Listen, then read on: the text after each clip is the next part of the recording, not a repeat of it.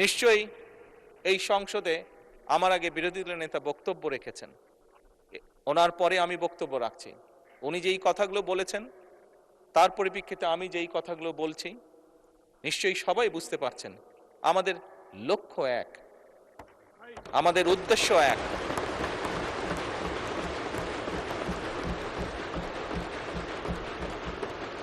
আমাদের গন্তব্য এক। লক্ষ্য কি? লক্ষ্য হচ্ছে বাংলাদেশের মানুষ। উদ্দেশ্য কি? উদ্দেশ্য হচ্ছে একটি সমৃদ্ধশালী বাংলাদেশ। গন্তব্য কি?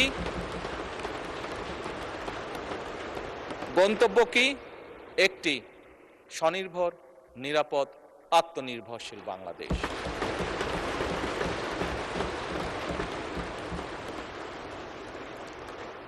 মাননীয় স্পিকার, এটি সংসদ, জাতীয় সংসদ।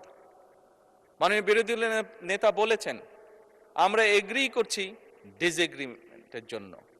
Agree to disagree. মাননীয় স্পিকার, পৃথিবীর তাবৎ দেশ যারা গণতন্ত্রের চর্চা করে প্রত্যেকটি পার্লামেন্টেই এটি একটি স্বীকৃত বিষয়। মাননীয় স্পিকার, ইয়েস, আজকে হয়তো জুলাই সনদ নিয়ে অনেক কথা হয়েছে, আমি সেই ডিবেটেই যাব না। কারণ একটু আগেই আমি বলেছি আমাদের লক্ষ্য, উদ্দেশ্য, গন্তব্য হচ্ছে এই দেশ, দেশের জনগণ এবং একটি আত্মনির্ভরশীল সমৃদ্ধশালী বাংলাদেশ। মাননীয় স্পিকার, আমি আবারও বিরোধী দলের নেতার সাথে একমত পোষণ করছি। আমরা গত প্রায় 1.5 মাস ধরে আলোচনা করেছি এই সংসদে। হ্যাঁ, আমরা অনেকগুলো গুরুত্বপূর্ণ বিল পাশ করেছি। বিলের বিষয়ে কোনো বিষয়ে আমরা একমত হয়েছি, কোনো বিষয় হয়তো আমাদের দ্বিমত আছে। মাননীয় স্পিকার, পরিষ্কারভাবে আমার দলের অবস্থান থেকে আমি বলতে চাই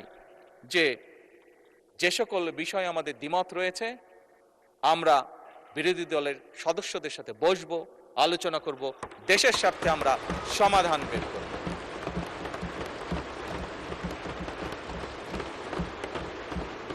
মাননীয় স্পিকার, নিশ্চয়ই আপনারও মনে আছে, এখানে সকলেরই মনে আছে, রোজার সময় বিরোধী দলীয় নেতা আমাকে ওনাদের ইফতার পার্টিতে দাওয়াত করেছিলেন।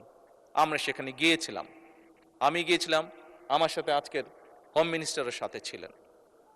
আমরা সেখানে ওনাদেরকে প্রস্তাব দিয়েছিলাম যে ডেপুটি স্পিকারের প্রস্তাবটি, যে ওটা ওনাদের দলীয় সিদ্ধান্তের কারণে ওনারা সেটা গ্রহণ করেন, সেটা ওনাদের পলিসির ব্যাপার, কিন্তু আমরা ওনাদেরকে প্রস্তাব দিয়েছিলাম যে আমরা চাই যে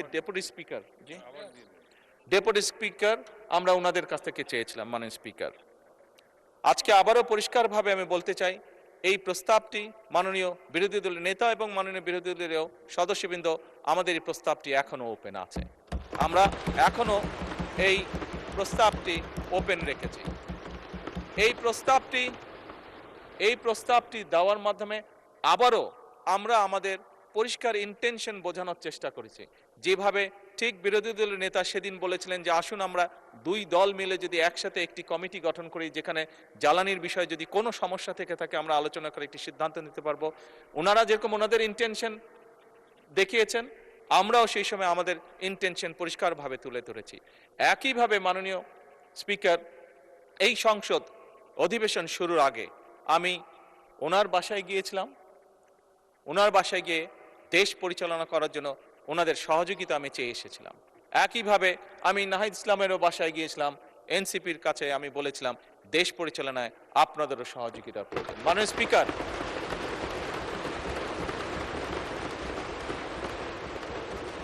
আমি এবং বিরোধী দলের নেতা উভয় আমরা বলেছি সমগ্র বাংলাদেশ এই সংসদ তাকিয়ে আছে, সমগ্র বাংলাদেশ এই সংসদের দিকে তাকিয়ে আছে একটি সুন্দর ভবিষ্যতের জন্য, তাকিয়ে আছে একটি সমৃদ্ধশালী বাংলাদেশের জন্য। মাননীয় স্পিকার, এবং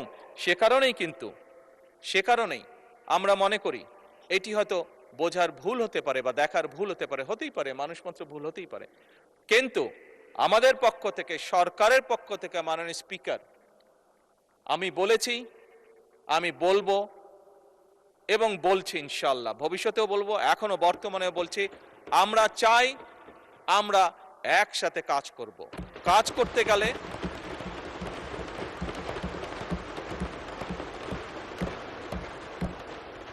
মাননীয় স্পিকার, অতীতে যতবারই গণতন্ত্র চলতে শুরু করেছিল বিভিন্ন সময় গণতন্ত্র বাধাগ্রস্ত হয়েছে। গণতন্ত্র যতবারই বাধাগ্রস্ত হয়েছে দেশের অর্থনীতি বাধাগ্রস্ত হয়েছে। গণতন্ত্র যতবারই বাধাগ্রস্ত হয়েছে দেশের স্বাস্থ্য ব্যবস্থা বাধাগ্রস্ত হয়েছে। গণতন্ত্র যতবারই বাধাগ্রস্ত হয়েছে দেশের মানুষের কর্মসংস্থান বাধাগ্রস্ত হয়েছে। গণতন্ত্র যতবারই বাধাগ্রস্ত হয়েছে দেশের অর্থনীতি মাননীয় স্পিকার বাধাগ্রস্ত হয়েছে। কাজেই এই মুহূর্তে আমরা সকলে যদি গিয়ে একটি সাধারণ মানুষকে জিজ্ঞেস করেছি তুমি কি চাও, আমি বিশ্বাস করি একজন সাধারণ মানুষ বলবে আমরা শান্তি চাই। একজন সাধারণ মানুষ বলবে আমরা নিরাপদ রাস্তা চাই। একজন সাধারণ মানুষ বলবে আমি আমার লেখাপড়া শেষ করে আমি একটি কর্মসংস্থান চাই। একজন গৃহিণী বা একজন নারী বলবে আমি নিরাপদে রাস্তায় যেতে চাই। মাননীয় স্পিকার, আজকে আমরা ইতিহাস নিয়ে হয়তো অনেক ডিবেট করেছি, কিন্তু মাননীয় স্পিকার আমাদের এই ইতিহাসের ডিবেট সেই হামে অসুস্থ বাচ্চার মার মন কি শান্ত করতে পারবে? পারবে না। তার জন্য তো মাননীয় স্পিকার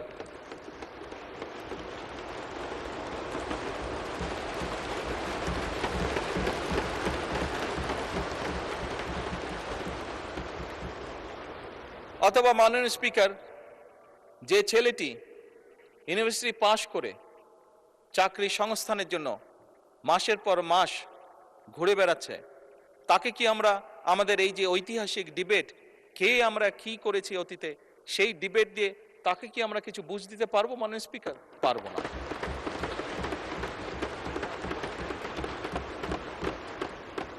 মাননীয় স্পিকার, আমি একটু আগেই বলেছি যে বোরো ধানের এই যে যেখানে অতিবৃষ্টি হয়েছে সেখানে যেই ফসল কৃষকরা ক্ষতিগ্রস্ত হয়েছে তাদের কাছে যদি আমরা আমাদের এই মহান সংসদের মূল্যবান ঐতিহাসিক ডিবেট উপস্থাপন করি, সে যে ফসল হানির যে কষ্ট, সেই কষ্ট কি তার লাঘব করা সম্ভব হবে যদি তার জন্য আমরা কোনো একটি ব্যবস্থা করতে না পারি যে আগামী 3 মাস সে কি খাবে?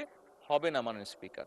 তাকে আমার খাবারের ব্যবস্থা করতে হবে, ওই বেকার যুবকটির জন্য আমার কর্মসংস্থানের ব্যবস্থা করতে হবে, হামে আক্রান্ত শিশুর জন্য তার মায়ের সান্ত্বনার জন্য আমাকে ওষুধের ব্যবস্থা করতে হবে।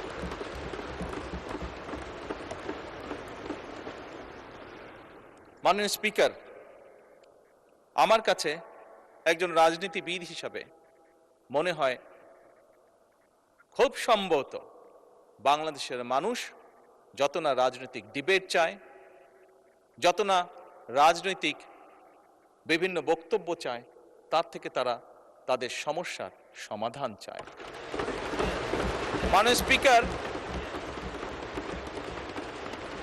আজকে এই মুহূর্তে মাননীয় স্পিকার আমার দলের সদস্যরা এবং ক্ষেত্র বিশেষ আমি দেখছি বিরোধী দলের বন্ধুরাও আমার কিছু কিছু কথায় টেবিল থাপড়াচ্ছেন। মাননীয় স্পিকার, এই যে চেয়ারটা আপনি দেখছেন, যেই চেয়ারে আমি এখানে বসছি আপনার সামনে মাননীয় স্পিকার, এই চেয়ারটি খুব কঠিন একটি চেয়ার মাননীয় স্পিকার। এই চেয়ারটি দেখলে মনে হয় বসতে খুব আরাম, আসলে মাননীয় স্পিকার মোটেও আরামের না।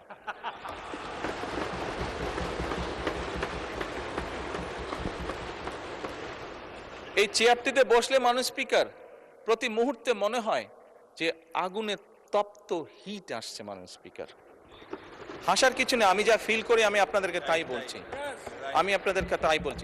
মাননীয় স্পিকার, এই চেয়ারের থেকে উঠে দাঁড়িয়ে আপনার সামনে বক্তব্যে আমি হয়তো অনেক পপুলার কথা বলতে পারতাম, যেটাতে আরো অনেক বেশি তালি হতো মাননীয় স্পিকার, কিন্তু এই চেয়ার আমাকে বলে যে আমি সবসময় পপুলার কথা বলতে পারি না, আমাকে সেটাই বলতে হবে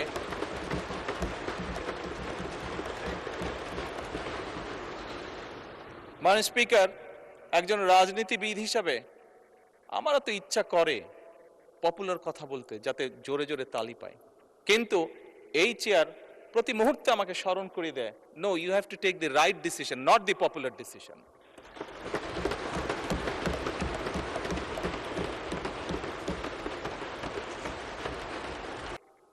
এই সংসদের এই সবুজ চেয়ারে যারা বসে আছেন, আমি মনে করি আজকে বোধহয় আমাদেরকে সিদ্ধান্ত নিতে হবে যে আসুন আমরা পপুলার ডিসিশনে আলাপ করব না, আমরা আলাপ করব সঠিক ডিসিশনের ব্যাপারে, রাইট ডিসিশনের ব্যাপারে।